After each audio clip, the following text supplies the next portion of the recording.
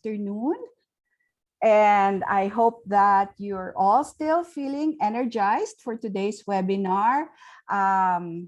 It's a nice way to end the week.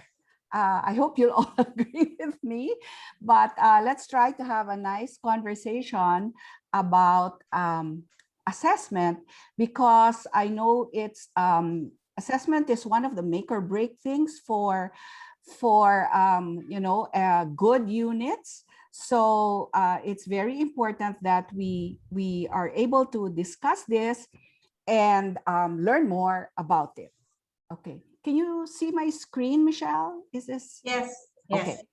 So good afternoon and welcome to the University of Cebu faculty. Today I'm going to help you explore more deeply how to design assessments for online learning.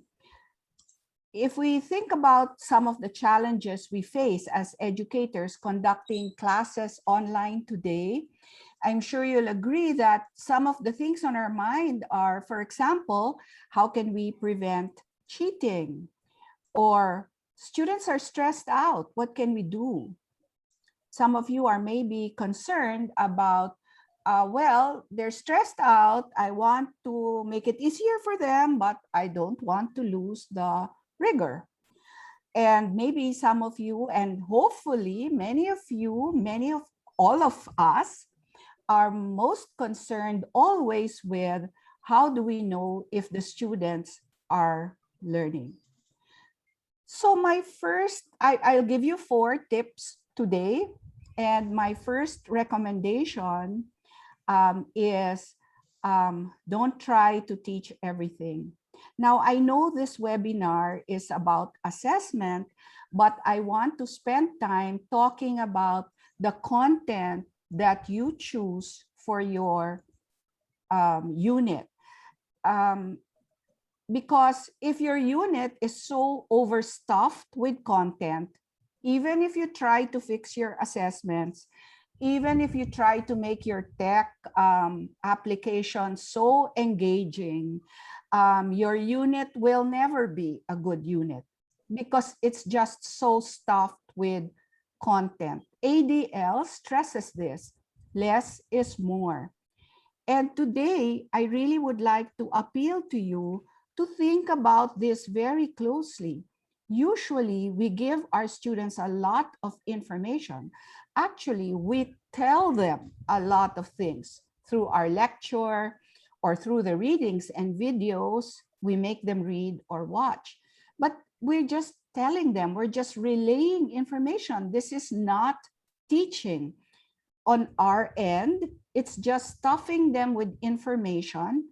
And on their end, since it's impossible to really understand that much information, they will just try to keep it in their head until the quiz or test, and then the information is quickly lost, forgotten in a few days. So you may fear that they will miss out on important things if you don't give them all the important information that you know. But if you try to teach them everything, they will learn nothing. And I think this is the first important nugget of it.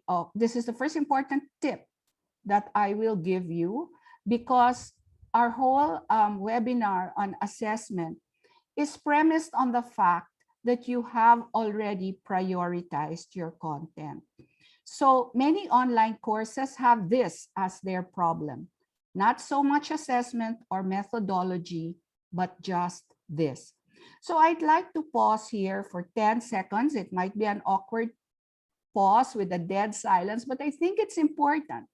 So for 10 seconds, think about, is your unit overstuffed? Is it like the analogy that I found so powerful is a mother trying to feed her little baby or her little daughter food, and the mother is distracted, and the mother is just stuffing and stuffing food into the baby's mouth. The baby can hardly swallow it. The baby is ready to just throw it all out. She's not being fed properly, and the mother is still feeding and feeding and feeding. So I'll give you 10 seconds to try to think about what is in your unit. Is this the missing link that you have to do before you even start thinking about fixing your assessments?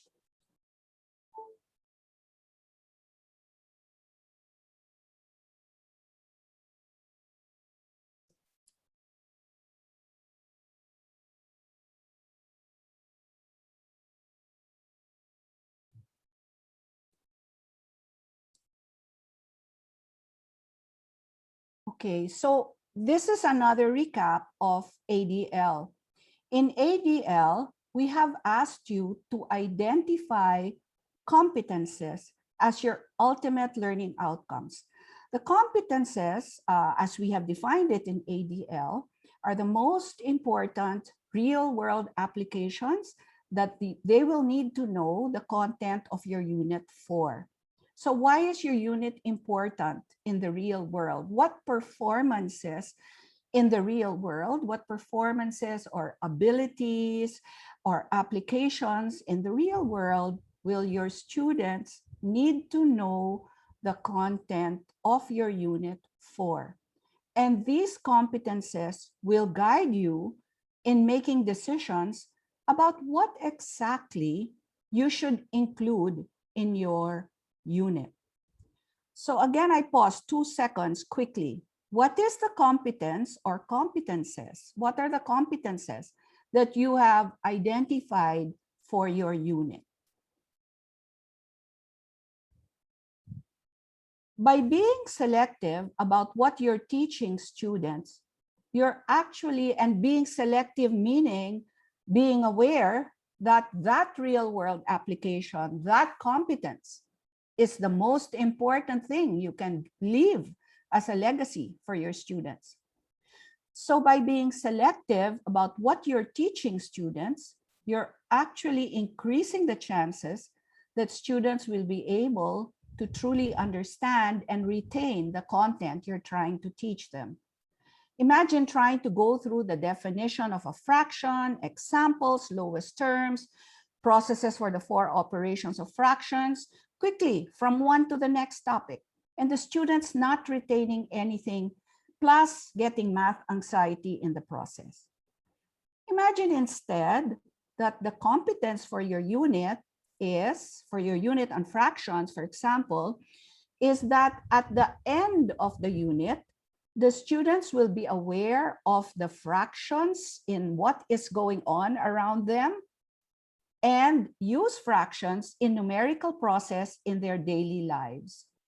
So if you really want students to become aware that when there's pizza delivered, there's a fraction involved, when there is food being distributed among siblings or toys or whatever, there are fractions involved. And, you know, so when you have this in mind, this will help you prioritize. And maybe you will decide, instead of just going quickly from one topic to another, that your students must be given enough time to really understand what a fraction is pictorially and conceptually, and really understand equivalent fractions well before you move on. And this will give the students a better foundation in fractions and save you time later on when you get to the operations of fractions. So this is time well invested, not time wasted. And you can see that in the real world, whenever you have to solve a problem, especially complex problems that students now face in the VUCA world, they not only must use the knowledge, skills, understandings, values, but also some competences. Some may be critical thinking, collaboration skills, other competences that you have named for your unit. So with that important foundation laid or important assumption made about your unit, before we even start to talk about assessment, please remember that those are so important. So now we can already start to think about the first real tip. It says tip number 2, but this is the first tip on assessment itself. And this is after you look at the big picture of the unit you're deciding, we said don't try to teach everything. Then this tip number 2 is don't try to summatively assess everything. This gets us to the distinction between assessment of learning and assessment for learning. Whether or not you are in home-based learning mode, you should try to do less of assessment of learning and a lot more of assessment for learning. This assessment for learning, you know, is formative assessment, and we will talk about that towards the end of this talk. But let me just concentrate on what should you then summatively assess. So don't try to summatively assess everything. Which ones then will you summatively assess? For those of you who are in basic ed, the MELCs will help you select. For those of you in higher ed, then your CHED guidelines will help you select. But you need to look at it closely and unpack what it says. Okay. So in this example, this is a unit. I got this from third quarter, grade 3 math for fractions. And if you'll see, the MELCs is divided into fractions 1/2 and 1/4, 2D and 3D figures, and patterns and number sentences. And as I start to unpack it, one way to do it is by taking notes like the one I have on the right side, where I list down what knowledge should they know. So I've seen fractions 1/2 and 1/4. There is sets. They need to know sets. They need to know equivalent expressions. And I've gotten this all. I've chosen the nouns from the MELCs. And then they need to have some skills. And I've concentrated on the verbs. So I have looked at recognize, represent, compare, and some of the other verbs are also listed there. Excuse me. So you're also supposed to look at using concrete representations and visual representations. And then looking at that now, I choose what's going to be in my unit and how much time will I spend. Here, I think maybe 3 weeks on fractions 1/2 and 1/4. And then unit 2, 2 weeks will be 2D and 3D figures. And unit 3 will be 2 weeks, patterns and number sentences. And I'm thinking of putting my authentic assessment or my performance task, as you know it, many of you call it PETA, for fractions. And I won't anymore force another performance assessment for 2D and 3D figures. I have prioritized fractions as needing the most authentic assessment. So remember from the ADL Module 3, authentic assessment is the assessment of the competence of your unit. And for me, this is the most important formative assessment. There's no right answer here. Each teacher will make her own or his own decision. And that's why we have also stressed in ADL that one of your important roles as teachers is not just to relay, not just to teach, but also to design your unit. There are many important design decisions, instructional decisions that you have to make. So perhaps I'm going to now think to myself, what about the assessment of the other topics in my unit?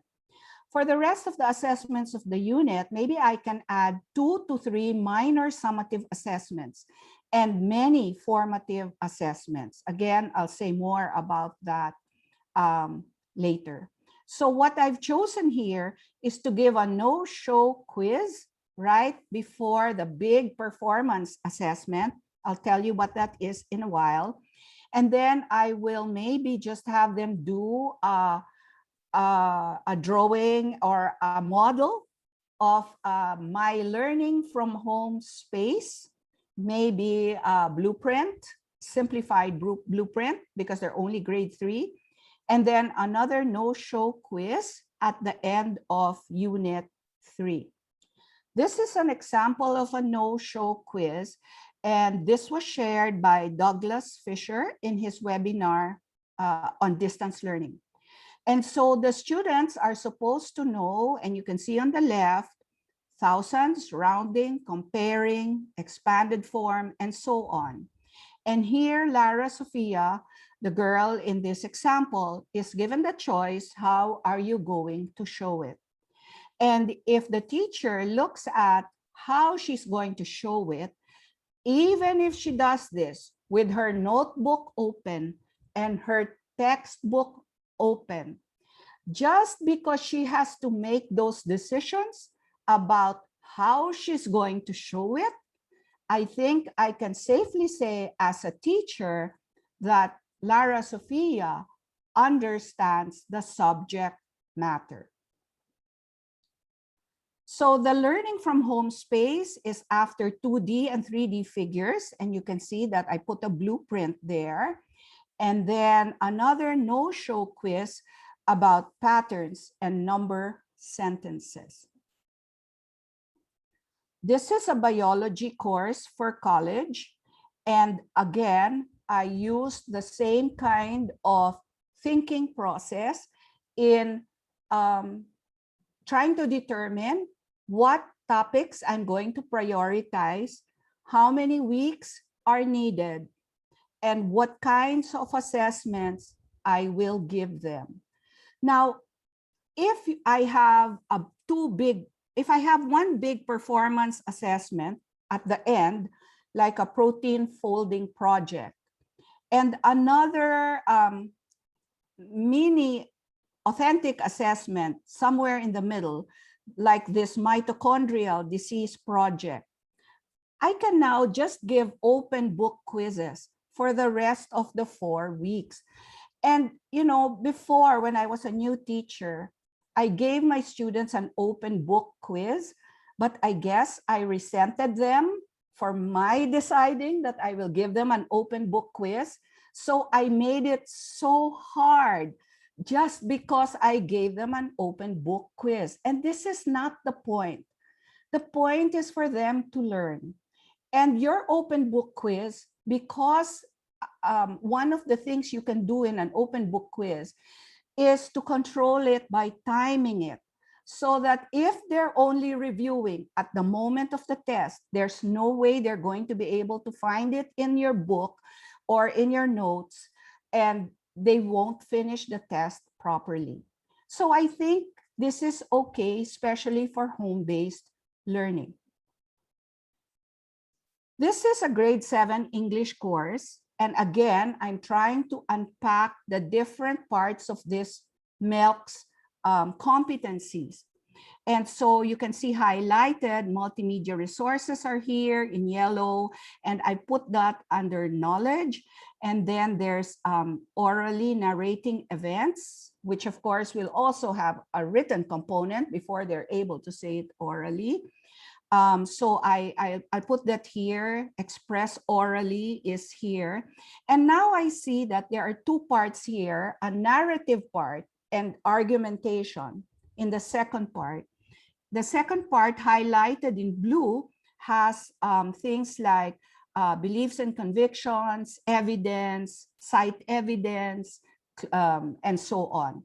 So I'm dividing my entire quarter now into 2 parts, one about narratives and one about argumentation. And maybe it will look something like this. So I'm thinking I'm going to teach narratives. And of course, I'm not an English teacher, I'm a math teacher. But from studying the MELCs, this might be a possibility. So you have narratives for the beginning of the quarter, and then evaluating and writing an argument for the second part of the quarter. And I can think to myself, my performance assessment will be about argumentation. This is something very important that they need to know as they get into academic writing. So for my narratives, maybe I'll give them a mini assessment, mini authentic assessment, a plot outline, an excerpt, and then an open book quiz. And then I will give them a performance assessment, but in between the 2 units, I will give them some assessments that will already form part of the big performance assessment. So when they have a task on fact-checking the news, that will already be about the topic that they're reporting on or arguing about in the performance assessment. And in milestone task 2, after I teach them how to find supporting evidence, their task will already be something that will form part of the authentic assessment at the end.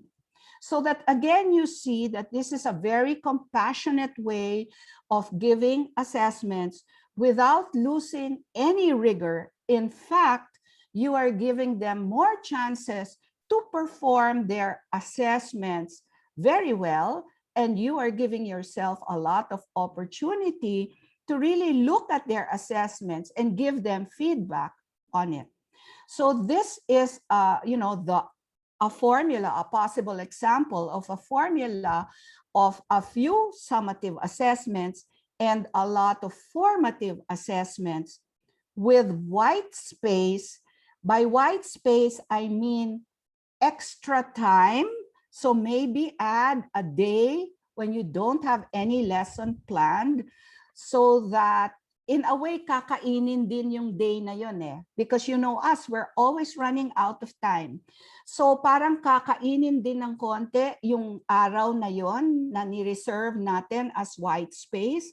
But you will still have extra time left for some feedback to them, some critiquing, maybe some peer assessment, and some time for them to do the revising, maybe during class hours.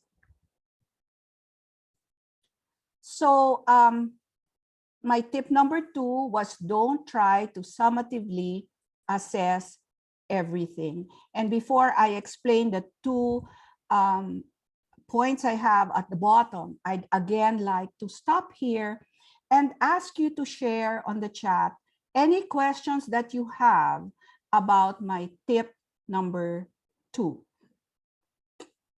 I'll put this on the screen for you to look at. So I'd like to give you a lot of time to assimilate everything because it's a lot of information coming in. So I will stop here and give you a few seconds to assimilate.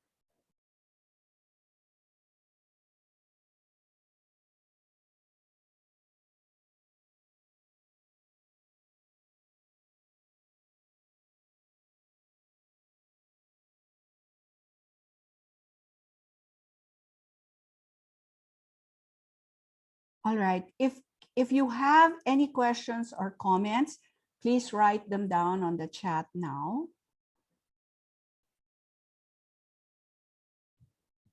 So that you won't forget, and Michelle can ask these questions later. We can talk about these questions later. So I'll give you another few seconds to think. What are you still confused about? What do you want to ask about? Please write them on the chat.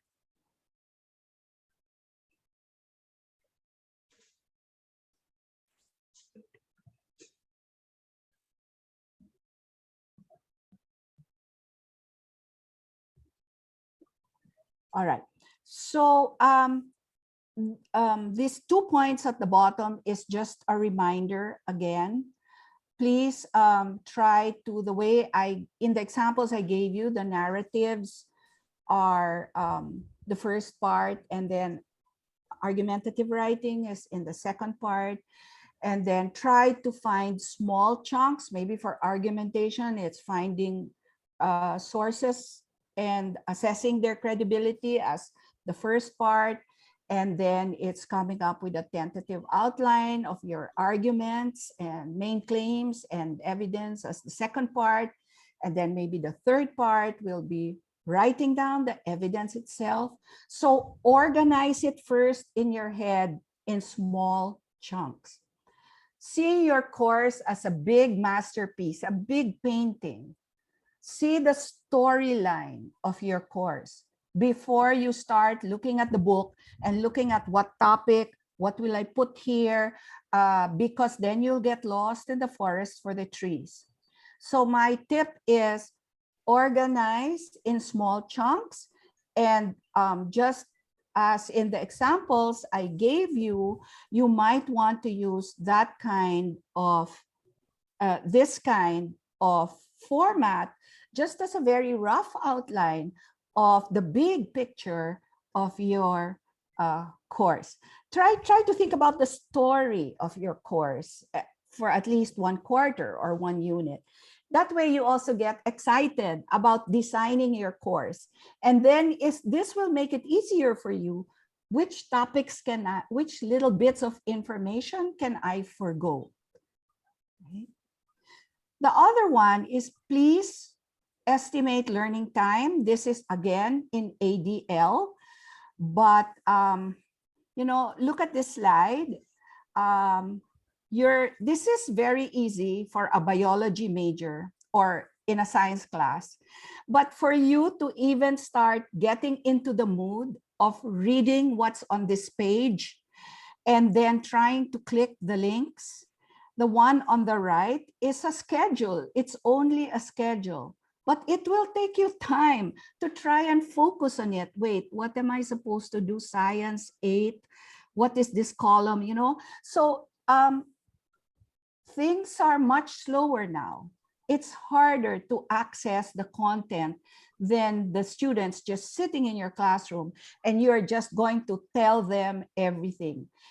This one, they have to be so concentrated. They have to know how your course is being navigated on your LMS. And so this is very hard to do. So you have to really take into account the learning time. And the learning time includes, of course, listening to your lectures, but it includes reading the instructions. It includes trying to comprehend the material that you give them. And sometimes when it's on the screen, you need to read it 3 or 4 times.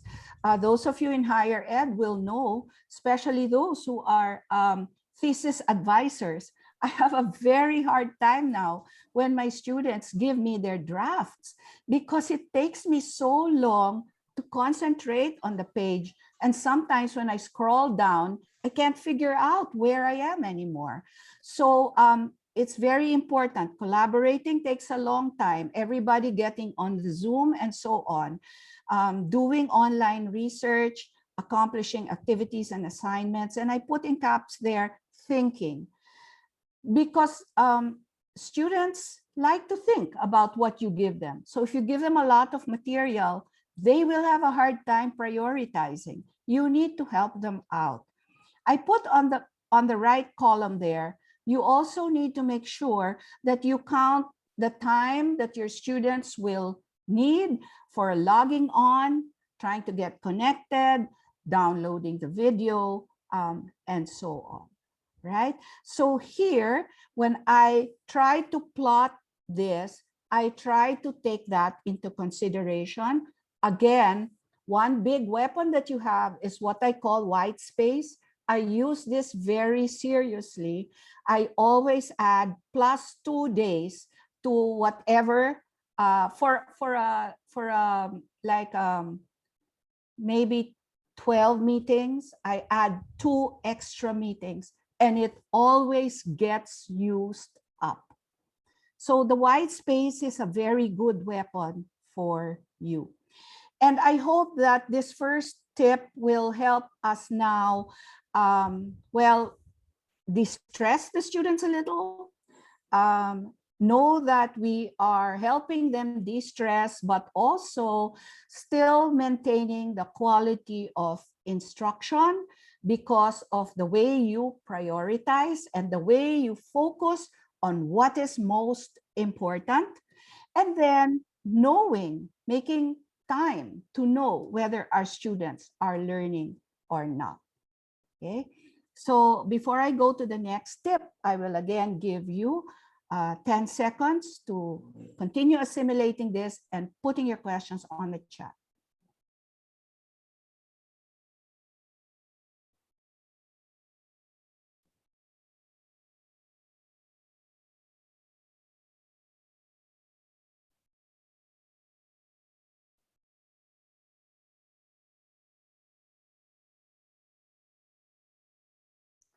Okay, so my tip number 3 is give an authentic assessment and many formative assessments. And again, the many formative assessments, I've been saying this over and over and over again. This is extremely important. I mentioned it previous to this. I'm mentioning it now, but it will be tip number 4 that will be all about the formative assessments. Tip number 3 will be on the authentic assessment. So you need to give an authentic assessment. The authentic assessment is important because it's the answer to the question, how do you assess attainment of your competence? So remember, we are focusing on the competence.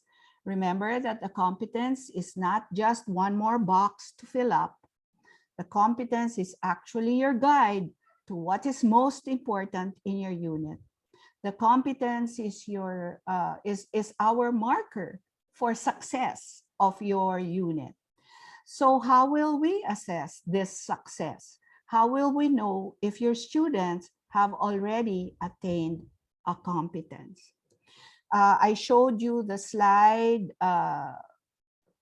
earlier of the competence is just as important, in fact, more than just knowing knowledge, skills, and understandings. Whenever they solve a problem, all of this is used together.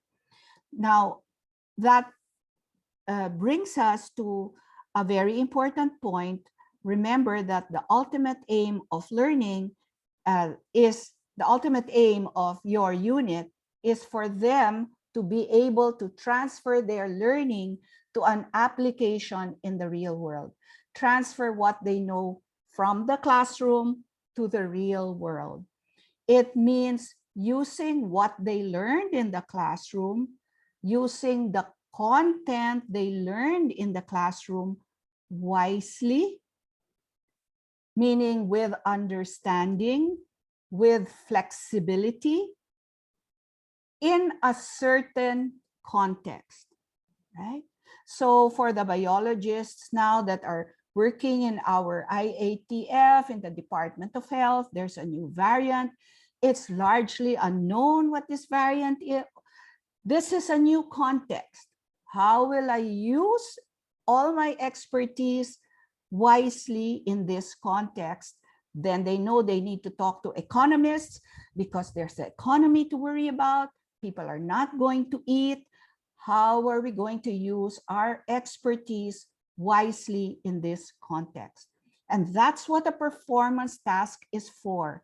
For those of you that are using grasps, that's what the grasps is for. The grasps gives the student a new situation, a new role, etc., a new product, so that they can adjust and apply and choose from what you have taught them. What am I going to use for this new situation that is described in the grasps? Okay, so this is the English unit that we talked about earlier. There's a narrative portion and argumentation portion. And so if we look at the objectives of the unit and the assessments, objectives on the left, assessments on the right, you will see that the knowledge and skills of the unit, some of the important ones are to be, by the way, this TSWBAT is the students will be able to narrate personal and factual events. And the assessment of that is an open book quiz and a plot outline and excerpt. And then the other knowledge and skills that they need are to analyze the claim, express one's own position clearly and directly, cites relevant and sufficient evidence to support one's claims. And the assessment for this will be, can they fact check a news item, and can they find supporting evidence for their claims? So these are the knowledge and skills. These are the assessments. Please look now. I'll stop for a second or two. Please see if the assessments that I put here will really assess, are they aligned to the knowledge and skills I put on the left? Of course, you won't really know without me giving you the details, but more or less, are we measuring what we said we wanted them to learn? Now, let's say that the competence for this unit is for the students to be able to, remember, this is a real world application, ask meaningful questions, identify and access appropriate and credible sources, multimedia sources, and so on. And two, and they'll need that in the real world. Now there's so much misinformation, there's so much fake news. Our students need this skill very, very badly. Next competence is form and express an informed point of view based on cogent reasoning and solid evidence. So again, this is something they will need in the real world, right?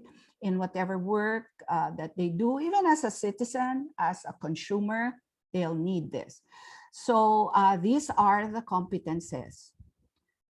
And a possible assessment for these competences is the following.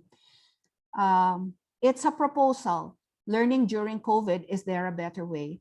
And the students, we're going to imagine that the students are being asked by the administration to help them think of more effective and reasonable and doable ways of continuing the learning during COVID. So mga estudyante, kung nahirapan kayo last year, meron ba kayong mga suggestions? May proposal ba kayo? A better way? Some tweaks, some modifications that will really help streamline our process of online learning in University of Cebu. So they will craft their proposals in small groups and make a compelling argument, including backing up their claims in their proposal with evidence, their arguments with evidence that they've found in their research, right? So again, as I told you, these two milestone tasks here already will help them with this big performance assessment that they are doing. And again, you'll see that this is an authentic assessment because it's aligned to the competence that we are trying to have as the outcome of our unit. And this competence is very much a real world competence, a complex performance that they need to be able to do. So I'll give you a few seconds to look at this slide before I proceed.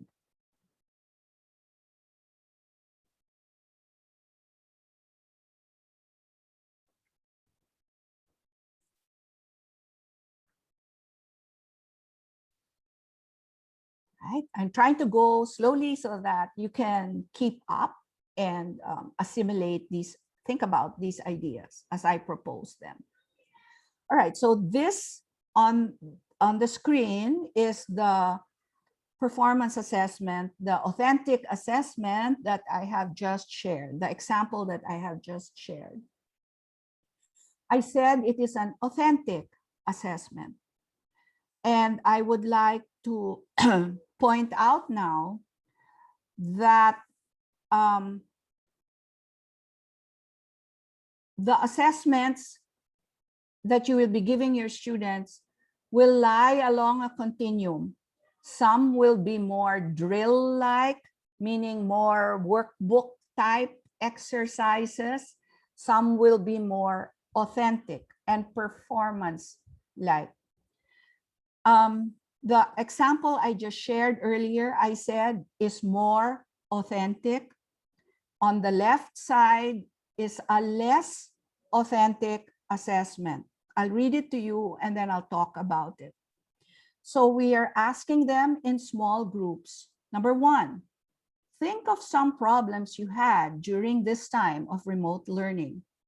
Number two, look at blogs or articles online about whether or not students feel the same way. Write down one claim and its supporting evidence and analyze the strength of the evidence. Number three, come up with your own solution. Express your position clearly and cite evidence to support your claim. Now, as you can see, these two are the same. These two are the same assessment. But on the right, the more authentic assessment, the students have to know these steps. They have to understand the whole process of coming up with an argument, coming up with a proposal that is sound and making a compelling argument for this proposal. What does that entail?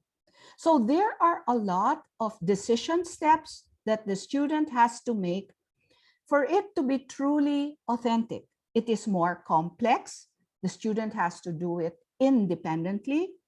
And you have, by teaching them throughout the unit, you have given them a toolkit, an arsenal of things they can use to teach. And now they have to think, so ma'am or sir gave me many tools. Which one will I use and how, right? On the left, although this is the same as the one on the right, you are guiding the students. And the more you guide them, the less authentic it will become.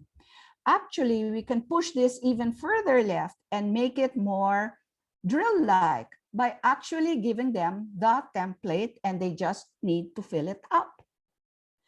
The decision about how authentic it will be, again, depends on you as designer. There may be constraints, time constraints. There may be constraints about the readiness levels of your students. And you may not be ready to give differentiated instruction, meaning more authentic for some and less authentic for the others who are not as ready. So the decision, or you may lack time for the entire SEM, so your very, very authentic performance is reserved for another unit that you feel is more important than this one. The decision is yours. And my tip is only the more drill-like your assessment, the easier it is to cheat. The more drill-like your assessment, the more you're pegged to your knowledge and skills, and you don't know if they can do, if you have attained your competence. But we all have constraints, and so weighing this is an important part of your job. Please don't tell anyone, the fellow teacher, that your performance assessment is not so authentic, it's not correct. You need to know why. You need to know what was behind the teacher's decision, right? So what are the marks of an authentic task? First, students need to apply learning. Second, to a situation. So remember the example I gave you. There are many decisions to be made. It's a meaningful context. They have to find ways to propose methods to make home-based learning more effective, something coming from the students themselves. So there's a genuine purpose. The target audience is the administration because they'd like to know. And there are realistic constraints. and many decision points along the way. So the more decision points, the more authentic this is. All right. Some personal thoughts that I just like to inject here. Think formatively, not summatively. Let's just get out of this. I want to know if he knows it. Your student might not know everything, might not be able to do your competence perfectly. But if you can see that your student has gone very far, and so to speak, you've planted the seed and the student is in a good position to do the rest. As once you plant the seed, if you plant seeds rather than give info that will be forgotten in 2 weeks, if we plant seeds, that will grow. There will be occasions in the next class, in the next sem, some other teacher, when your student will remember what you did here because it's a competence and build on it. So it's more about the planting the seeds rather than did she listen to what I said? Did she read the book? And so on. If the parent helps, and I'm talking to the elementary students here, or maybe even junior high school, it's okay as long as the child learns. So what you want is for the child to show you what he knows, because never mind if the parent helped him along the way. When it's time for the child to show you what he knows independently, like in the no show, oh, sorry. Yeah, what do you know, KNOW, and what can you show? Then that's okay, right? Okay, so plan for ways that a child will show you his learning independently. If you are bothered by, if you're hesitant, still having difficulty about planning a performance task, the other way, a good performance task, the other thing you can do is just go for more depth and less breadth. You know what they say, a curriculum that's a mile wide but an inch deep, napakababaw ng tubig, you know, or a mile deep curriculum, right? So that's what we want. So go as much as you can, give yourself a break. Don't be too hard on yourself. Just think, how can I do more higher order thinking? How can I have students construct a response more than just fill in the blanks, supply the response? How can I give them a short essay question to answer, for example? How can I help the students focus more on the process? Remember my example of the authentic task and the not so authentic task.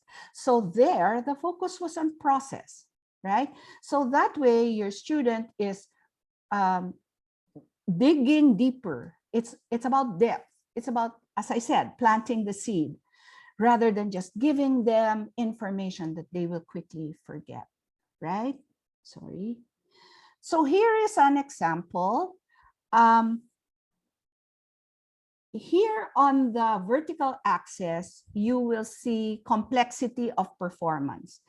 Your performance can be simple or complex. And when we talk about simple and complex performance, it may help some of you to think of blooms. So the simpler performance is lower on blooms, complex performance is higher on blooms, right? But it's not only blooms. Again, remember the authentic task example I gave you earlier.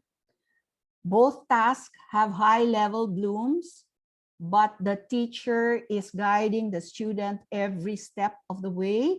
That lessens complexity, right? So we have simple performance to complex performance. The other way to go from simple to complex performance is the scope of your task. So if you say, compare people power 1 and 2, that's relatively simple compared to compare people power 1, 2, and 3. And maybe you add, to make it more complex, other attempts at present to exercise democratic something, you know, participatory democracy, our responsibilities, to exercise our responsibilities in a participatory democracy. That would be very, very, very complex already, okay? And that is different from the x-axis, which just talks about difficulty of the subject matter. So it doesn't mean that just because chem is difficult, at least for me, that everything you give in chem is already complex and difficult. You can give easy things in chem also, even if the subject matter is difficult. How? Just make it fill in the blanks, right? Make it a definition that was in the textbook and give me the definition that was already in the textbook, right? So quickly, the examples here are easy subject matter. What are the 3 measures of central tendency? Because you just have to name the 3 measures of central tendency, mean, median, mode, right? But same easy subject matter, relatively easy subject matter, but more complex performance is when is it best to use mean, median, and mode to represent measures of central tendency. And then the teacher added to make it even more complex, explain and give an example. And then you can give another to make it even more complex, give a non-example, right? So then difficult subject matter is about how geography affects the life of a people. And so difficult subject matter is, but simple performance is give one example of how land and water forms influence the livelihoods in the region. And more complex performance, how does a city's geography affect its culture and economy, and give an example. So if you don't want to design a performance assessment, you might want to use this. Here is a unit on particle nature of matter for grade 8 science.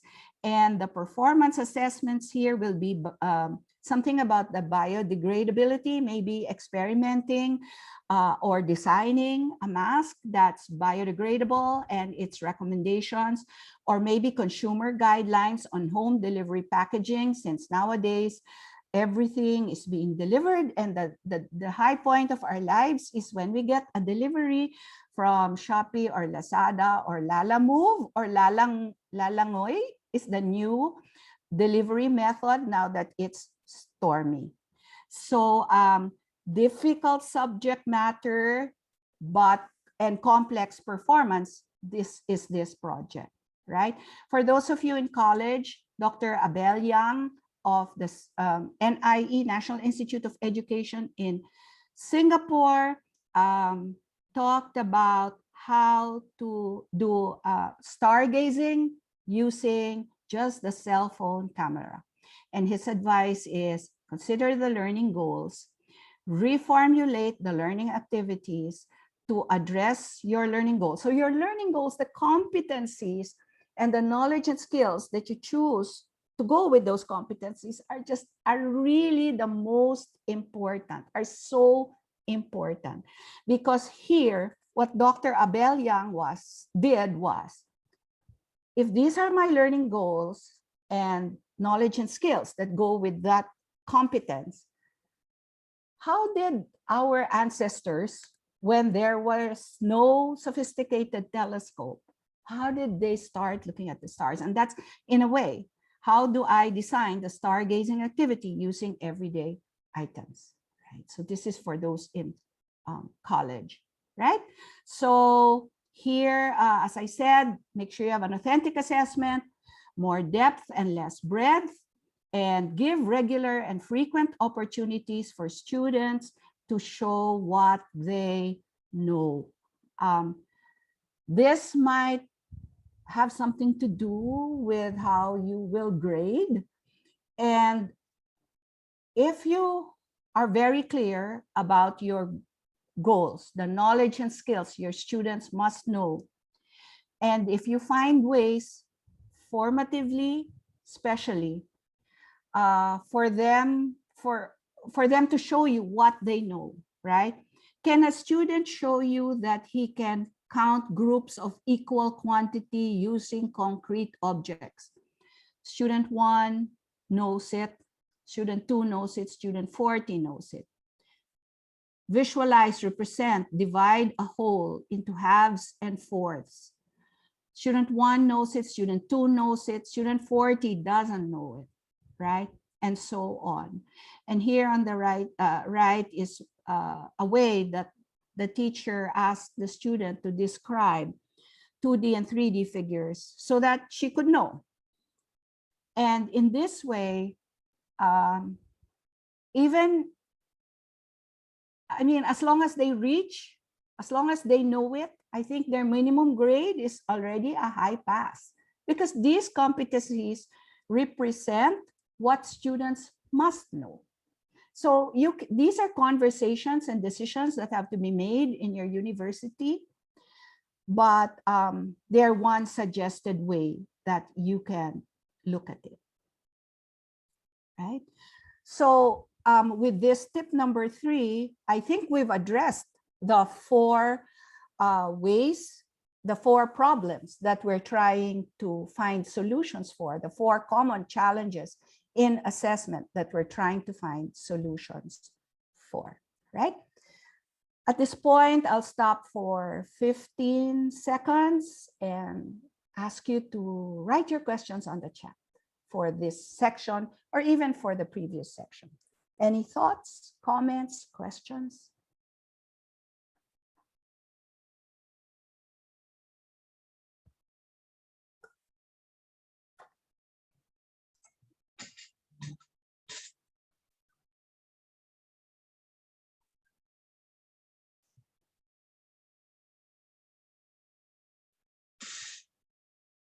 Okay, I hope you're still alive.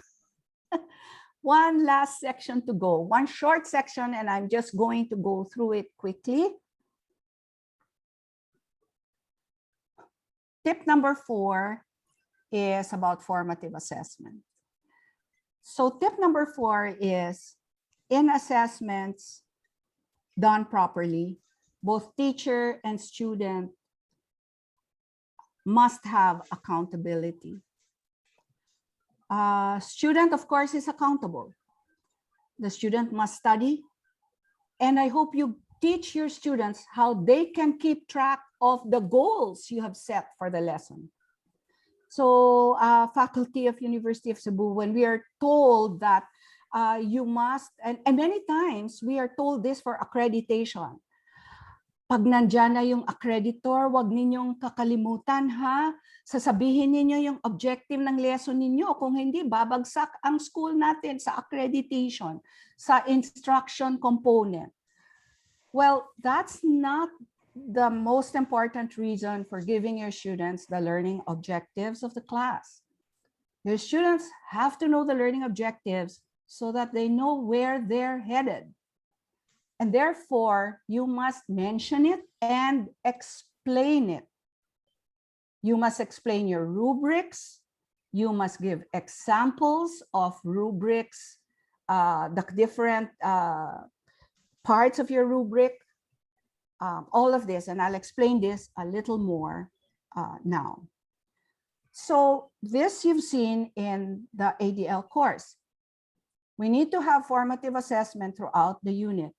Number 1, you need to clearly explain the targets of the lesson. Your students will not be accountable if they don't know what these are. Many times when I used to be an accreditor, I enter a room and I ask the student, what are you doing? Cannot answer. They cannot answer. They say, we're copying from the board because mom said. We are answering, we're reading this. Why? Because mom said, right? No, they need to be able to know your targets. And then you check for understanding. That's the formative, important part of the formative assessment process. Give feedback and then make adjustments. So the learning target is important so that both teacher and student know what to aim for. The learning target that you give them should not be just for the entire unit, but every day you need to give them a target. You need to say to them, by today or tomorrow, a short span of time, you should already be able to do this, so that your students will also become accountable, so that you won't lose them, so that they'll be engaged, because now they know they're part of the instructional process, right? So for example, to describe the process of digestion and the role of each organ in the digestive system. So maybe you can tell them, for today, you need to be able to draw the digestive system and label the parts. Okay, so the student will know and feel successful if he can do that today. It's also important because you need to plan how to get your students there. When you have learning targets for the day, you can't just expect your students to be able to do it. You have to scaffold it so that your students will be able to get there.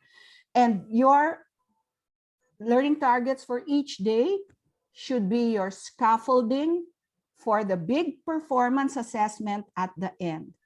So it's like learning to ride a bike. Before the student can ride on his own, student has to have training wheels. And then when they remove the training wheels, there has to be some guidance. There has to be a lot of room for falling down and getting your knees scraped.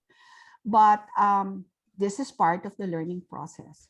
So you need to provide scaffolds, but you need to remove the scaffold if possible before the performance assessment, right? So graphic organizers are scaffolds. And if you look at the building an argument graphic organizer on the slide, you'll see that it really helps. Here's what I think, main idea. Here are my reasons, 1, 2, 3, and then the bubbles or ovals on the left will be evidence for each reason and a strong finish. You have also some counter arguments. You could argue that, but here's the weakness. So this is very helpful. I can't explain this, but I think for the chemistry people here, this is a way to give them a scaffold so that they will be able to understand your chemistry lesson. Visible thinking routines are very helpful scaffold. Please look up visible thinking routines of Harvard Project Zero. You will see a treasure trove there that helps to transfer the cognitive load from teacher to student. The teacher focuses on scaffolding the students' developing skills. So this is a skill that helps the student synthesize what at the end of a lesson, what he or she has learned or unlearned.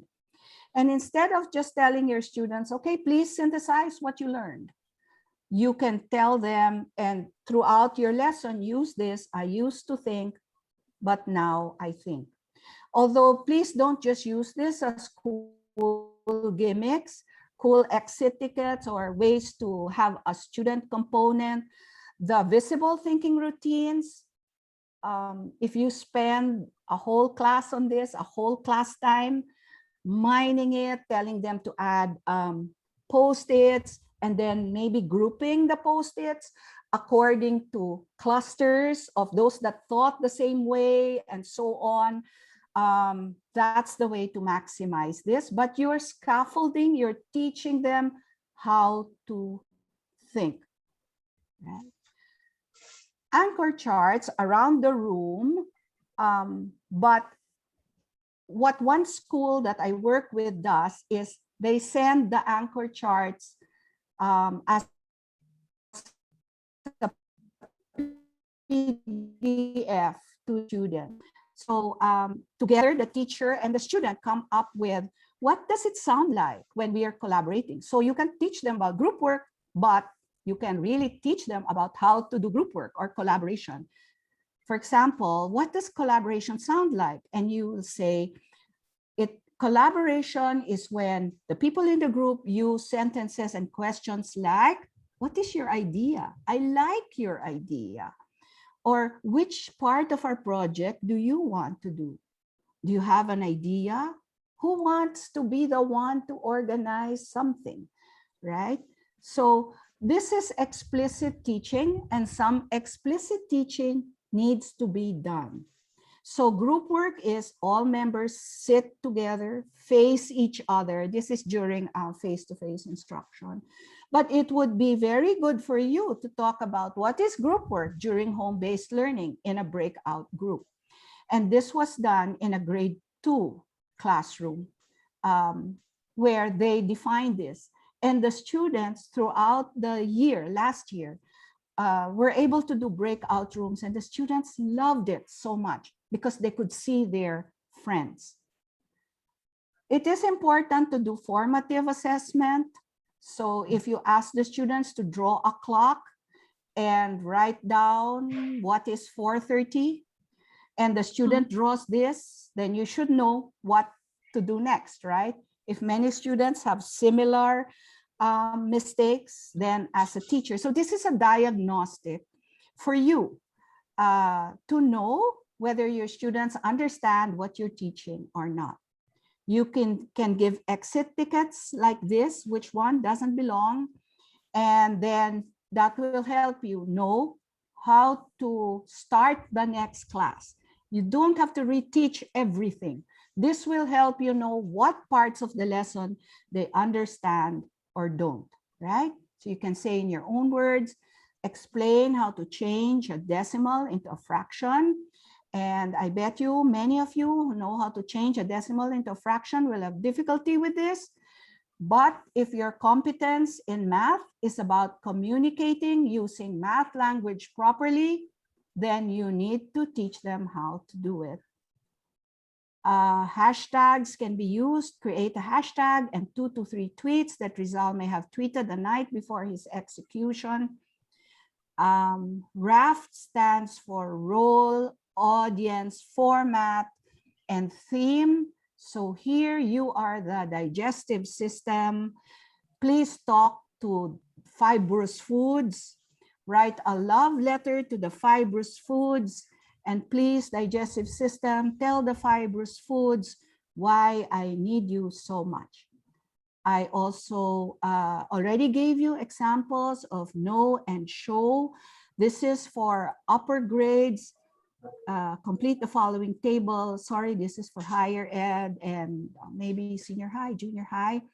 To explain what you know about writing a scientific explanation. Show me that you know how to write a scientific explanation by providing examples from class. Use Canvas and your A&P digital notebook to revisit last week's learning. I've already shown this to you. I just like to share about AHA Learning Center. I don't know if you already know about them, but they tutor students from public schools, and they do give a lot of formative assessments just by text messaging using emojis. So Fisher and Susan Brookhart have defined feedback as just in time, just for you information that will help you grow. This is for the students, just in time, just for you, student Ryan or student Rebecca, that will help you grow. A few last words. It's very important that your students know how to read the rubric. You need to give them exemplars. You need to tell them what each row is. One way you can organize your course is by each row or unit. It's by each row of your rubric, actually, if that makes sense. It depends on what your rubric is. And then give them an exemplar for what would be a beginning kind of this kind of submission will get you a 1, and this kind will give you a 4. And then you ask them, why would this give you a 4? Tell me, use the rubric. Tell me why this kind of submission, this sample I'm giving you, deserves a 4 or a 3. When we taught students, again, in a school that I work with, how to use their rubrics. And this is a true story. Some students would go to the teacher and say, Miss, you gave me a 4 on this, but I think I only deserve a 3 because, and a student would actually give reasons why. As suggested in ADL, you can transform your complicated rubrics into a single point rubric where the area for improvement will just be written on the left and the evidence of exceeding expected quality will be on the right. Please look at the name of the second column, the label. It's expected high quality. So it's high quality, that's expected. So this is a high pass, but not an outstanding grade.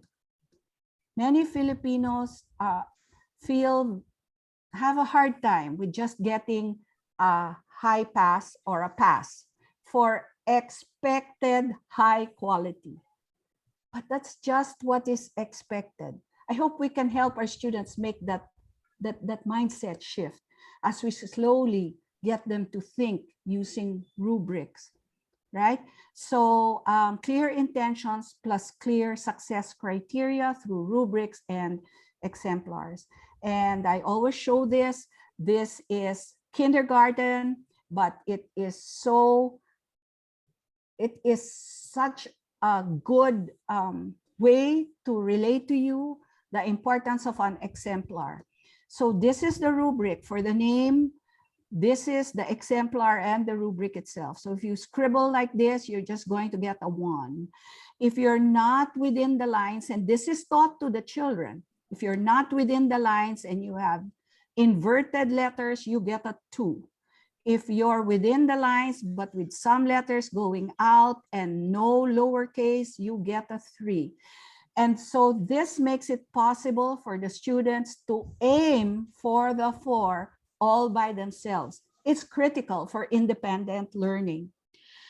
It's also critical for students to be able to self-assess and for students to be able to peer assess. Right? So Carol Ann Tomlinson reminds us assessment is today's means of understanding how to modify tomorrow's instruction. Right?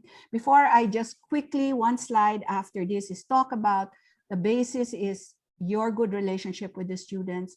Let me again pause here for you to write down any thoughts or questions that you have.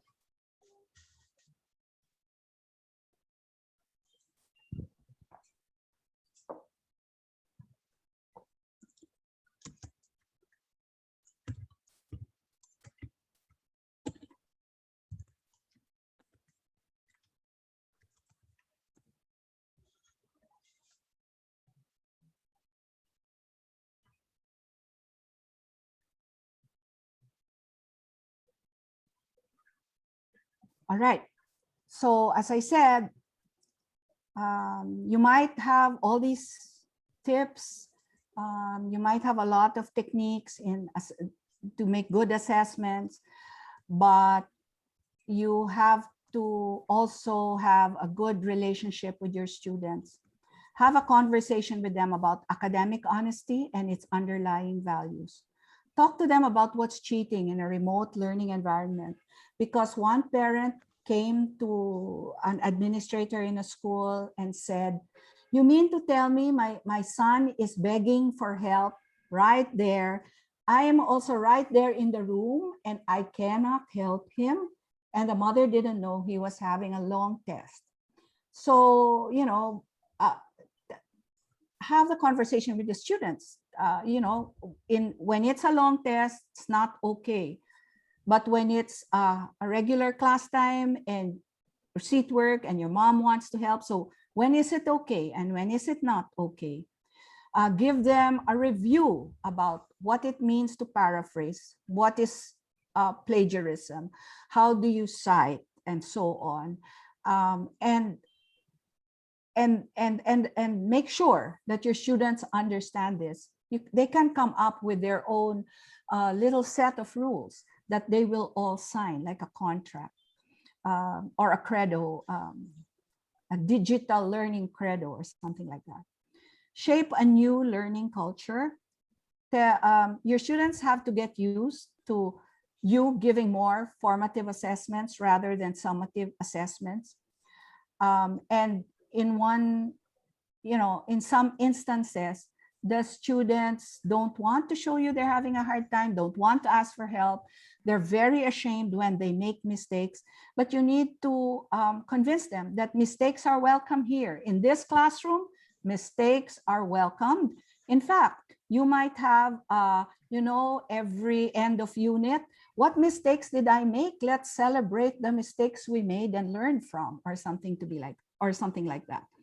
And for the younger ones, parents have to be part of the conversation on academic honesty.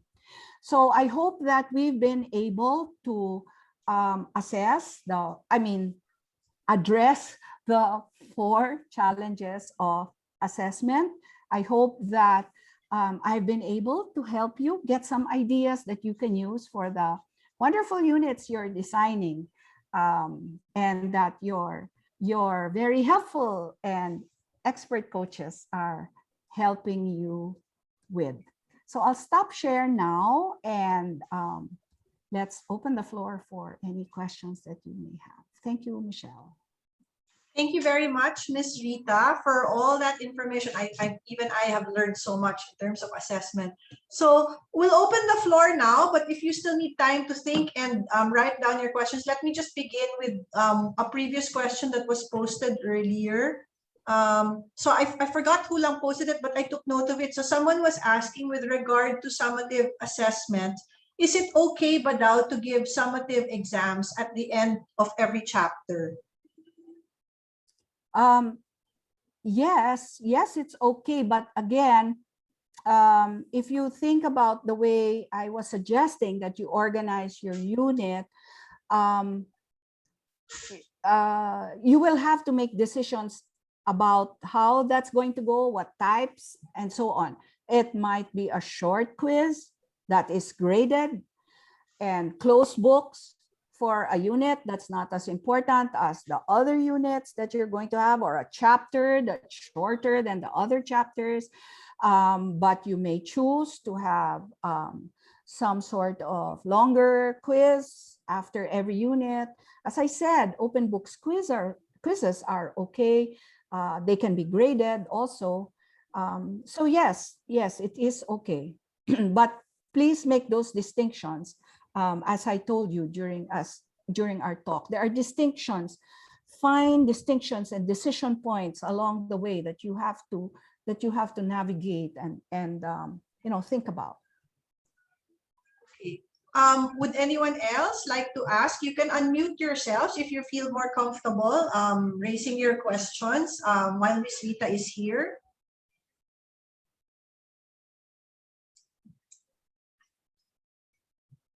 Wala na. Well, if there are no other questions, maybe I'll just raise na lang. I think, well, some of the comments that were raised here, so some of them have felt it was very helpful to talk about, to know about the white space. Okay, to know about the white space. But what was interesting also was Sir Cesar of UC Maine came up with a very creative acronym for assessments called the Real Integrative True Assessment, or RITA for short. So I guess that's all right. So wait, here there are a few more comments. There's a comment from Sir Cesar. I suggest that there has to be an emphasis on assessment as learning as well. So yeah. Assessment as learning is concurrent with assessment of or for learning. Yes. Let me just quickly say a word about assessment as learning. One of the most powerful ways that we can do assessment as learning is project-based learning. And that in assessment as learning, the instruction and the assessment are two sides of the same coin. You almost cannot make a distinction between what is instruction and what is assessment. So the entire unit is a project. You launch the project on day one. We are going to design something. We're going to design, let's just use the example I gave. We're going to design, you're going to make a proposal for home-based learning that will make the University of Cebu home-based learning so unique and so effective. That is our project. And then you will break it up into, so the first part of the project is, children or students, what do you want for your project? And then somebody might say, I want to survey the feelings. And so,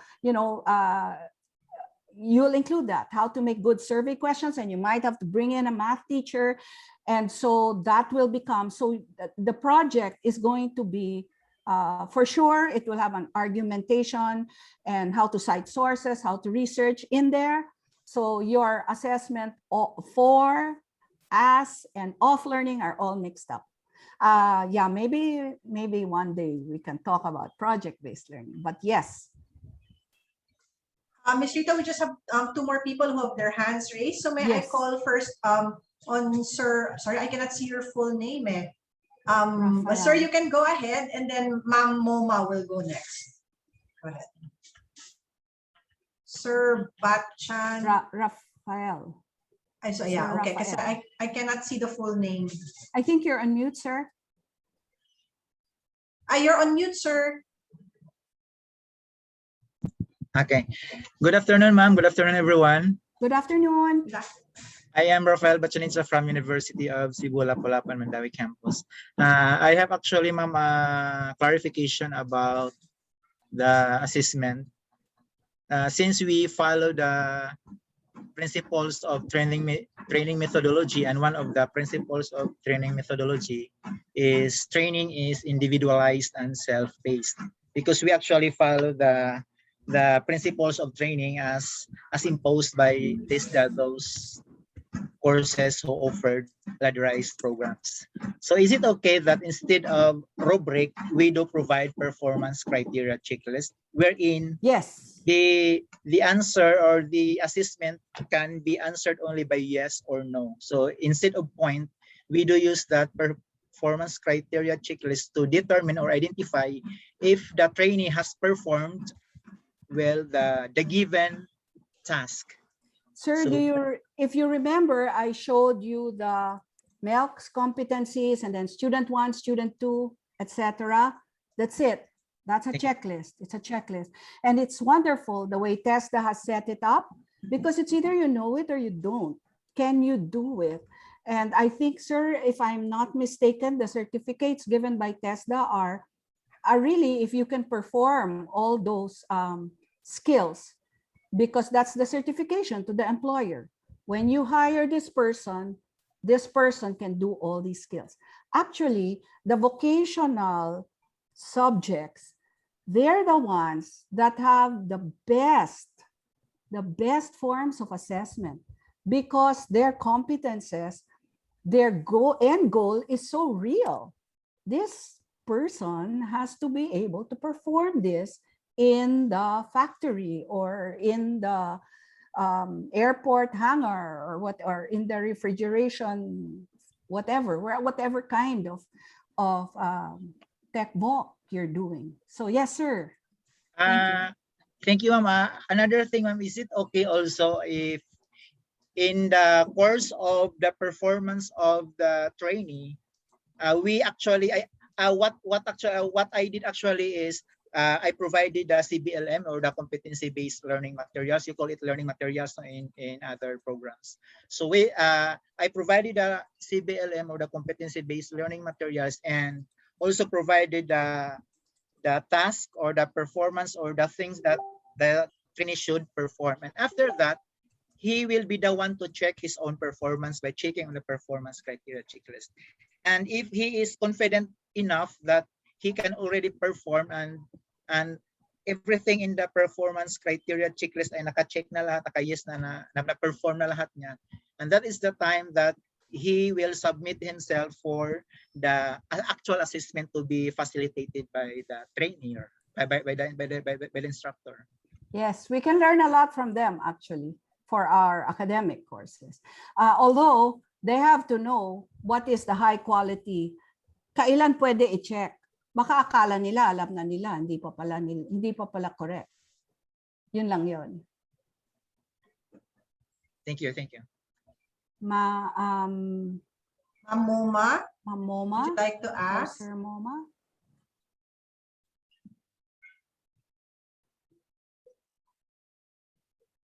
Ma'am, are you still there? Ma'am, are you still there? Ah, she's muted now. Darren, can you unmute her? Hi, good afternoon. Good afternoon, po. Go ahead. Question, by the way, thank you for the inputs. It's really helped us a lot.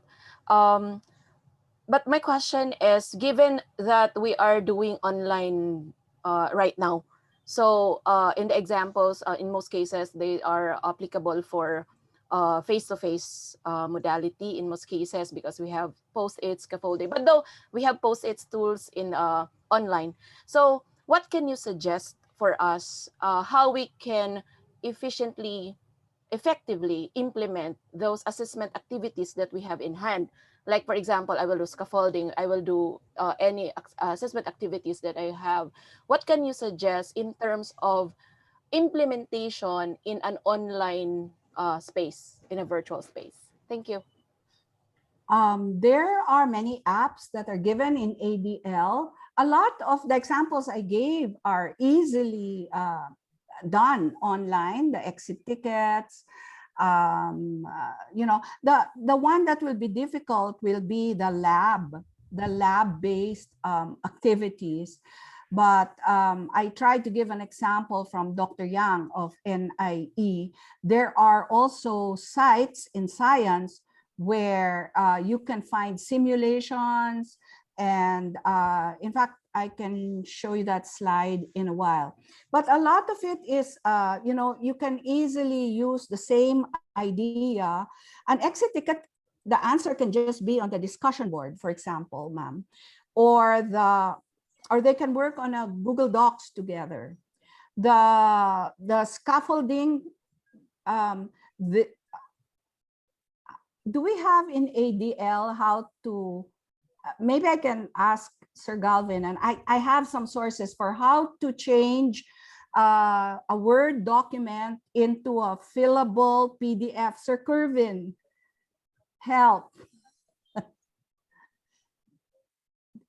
How can they write? There's a way to make a fillable PDF out of a Word document? I think there is. Yes. There's a way. Can we share some sites with them that helps them with that? Sige, ma'am. I have some. I'll give you some, Kervin, and to the coaches. Maybe yes. yeah. Sorry, I put you on the spot, Kervin. Oh yes, from Sir Kabahug. Meron, ma'am, marami yan. Marami siya, ma'am. So if you have, yeah. Yes, ma'am, I think you're still raising your hand. Follow up, yes. Ma'am Ortega, you're still on mute. Okay, thank you. So in addition, ma'am, does it mean that for us to effectively implement this, we need those online assessment tools for formative and summative assessments specifically, right? Because we can have short-term or formative assessments, and we have summative assessments. So it is important for us to learn assessment tools, correct? If you have an LMS and are working online, then it will be nice to learn them so that you can leverage them. But also, you can just use a lot of the simpler, like you can just keep using discussion boards and ask them to send you pictures of their work and give them feedback on it. That's very low tech, but you're still able to accomplish the aim, which is to know, to have them show you what they can do. So that's the way we can think. No, I mean, it doesn't have to be very high tech, but you can just get the essence. So formative assessment, I want to know if they can do this. So you give two exercises and then have them upload the pictures or write down their answers on the discussion board. So it's very low tech, and you can just keep using that over and over and over again. If that's all you're comfortable with, that's fine. Okay. And remember the picture I showed of AHA Learning Center where they just use emojis. You know, if you understand this, put a heart or, you know, things like that. And that one is just the same as online 1 to 5. How well do you know it from 1 to 5? Raise your fingers, which is something we might do. Or what is the temperature in the room for face-to-face? But online, you can just do emojis, or on the chat, have them write. You can ask them, ask one question, write down one thing you learned, something like that. So that way you are still assessing formatively. If they will turn on their camera, you can still do that. Thank you. Okay. Thank you, ma'am. Thank you, Mama. Okay, so at this point po, we have time na lang kasi po for like one more question from the group. But don't worry po, because since we have breakout groups and kamustahan after this, so you can also direct your questions to the coaches after. But we'd like to also have time kasi for your kamustahan later. So we can take in probably one more question. I'm sorry, I cannot also again see your full name. Captain, may I ask you? Captain Adonis. May I ask you to unmute yourself and ask your question? Yes, ma'am, you pronounce correctly. Thank you very much. Okay. Good afternoon, everybody, and also to UCLM MT department. Usually, sometimes when we do the meeting, we are also asking how we really teach the students, especially also with the NSA class. As I said in the chat, I also thought that I'm one of the bad instructor, because it is first I gave the student the assessment, which is the assignment to research, and then report in the next meeting, which is this assignment would be the topic for the next week. It is like I don't like spoon feeding. I want my students that they will learn first with their own, and then after that, if they have some question, and then I explain it. Usually I've been more in formative assessment, which is I also give the rubrics, and then I can even point it out the student which is really knows everything, which is in the topic, which is in the learning outcome.